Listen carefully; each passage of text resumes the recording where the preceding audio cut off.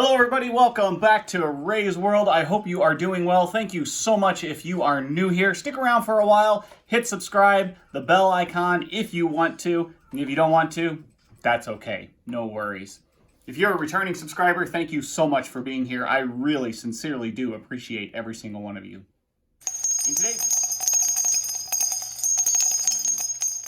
In today's video, we are going to be making bronze. That's right, that beautiful metal that I've heard so much about that I really haven't intentionally made. Now, I have made some other alloys that you could probably call bronze, like aluminum and copper. You can basically make bronze from copper and a host of other metals, but the one I want to make today is a traditional bronze with copper and tin. We're going to be going for 90% copper and 10% tin. That is a very traditional ratio of copper to tin, as well as 88 to 12. Now, I'm not doing 88% copper, 12% tin because, you know, the math is way much easier if I do 90 and 10. So let's get down to the workshop and let's get to it.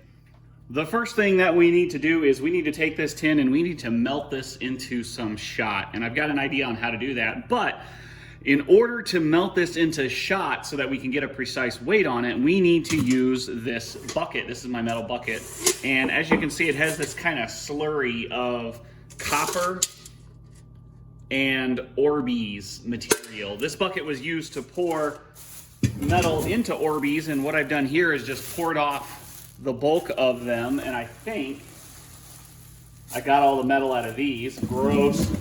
But I was like, I don't want to pick metal out of all of these and pull them apart and everything. There's got to be an easier way to do this. So I invoked my Cody's lab science knowledge to try to get the copper away from the Orbeez easily. And so what I have is a cup of hot sugar water. Now, I have the sugar water for a reason, not just regular water. It feels nice. Whew, it is hot. It's only hot because I wanted to dissolve the sugar. So I took about 2 cups of water and a couple tablespoons of sugar, and I mixed them together to get all of that sugar to dissolve. And I did that to change the density. Change the density of the water so that the Orbeez will float and the copper will sink. And it should be an easy way for us to separate this copper shot. Look at all of that. We gotta separate all that from the Orbeez. So if I just pour this in, it should float. Not because it has a lot of water in it, but because the water is now more dense than the Orbeez. Look at that. That's awesome. All the Orbeez are floating. It's hard to see, but now I can take and I can pour off all the floating material.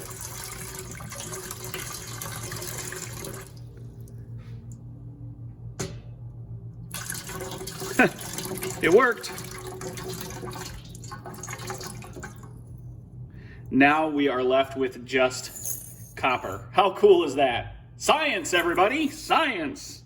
Now we have sugary copper. Now that we have a nice clean bucket to work with, we are going to melt some tin and we are going to drip it through this kitchen strainer as it melts. And we're gonna use a torch. Tin melts at about 450 degrees Fahrenheit, so I should be able to melt it with this torch. That way we got some nice beads and we can make, yep, there we go, we're starting to melt.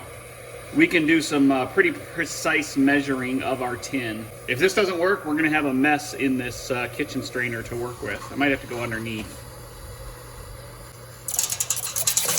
There it goes.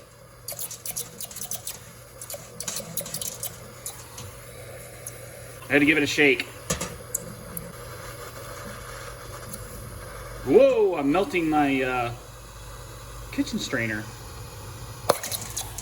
Got it a little too hot here, friends. All right, that worked. That worked a little too well. Well, it worked. We got small little pieces of tin. That's exactly what we wanted so that we can get good measurements. We only need about 10-12% tin.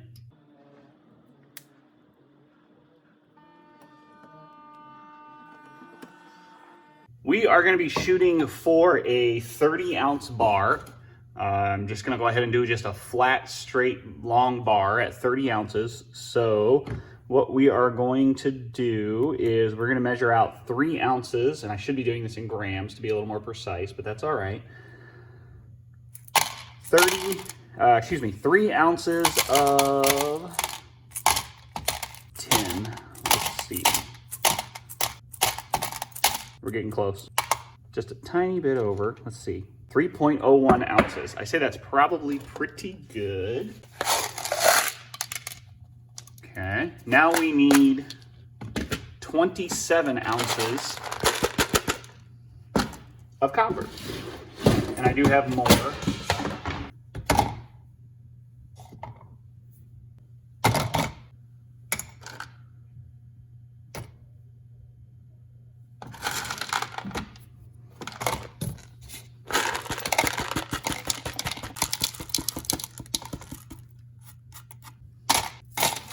Okay, we're gonna call that 20, and we need 7 more. This scale only goes up to 25 or so. 7.03, I'm good with that. All right, we've got our copper, we've got our tin. Let's make some bronze. I'm gonna get some of this bigger copper into the furnace now to get it heating up. We're at about 500 Celsius. I added all of the little bits and bobs that were wet as well. That way, if there is any moisture on them, it's gonna go ahead and burn off and dry up at a low temperature, not a superheated temperature, so a lot safer. I was just thinking I should go ahead and do the same with my tin. Go ahead and add it, let it get drying, that way we don't get a steam explosion.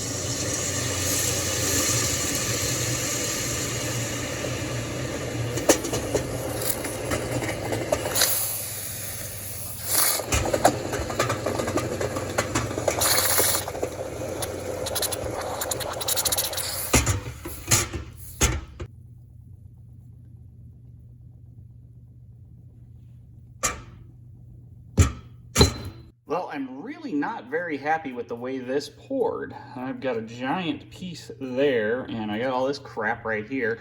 I was just gonna try and sand it up and make it pretty. I am gonna sand it a little bit to see how it looks, but I am gonna remelt this. Not today, but another day, but let's sand it up and see how pretty we can make it.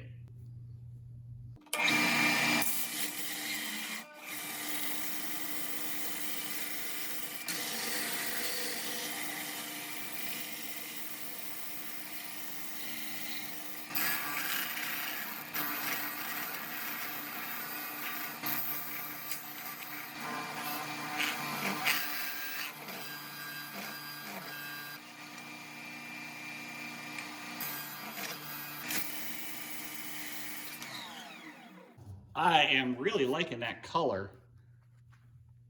That is really nice.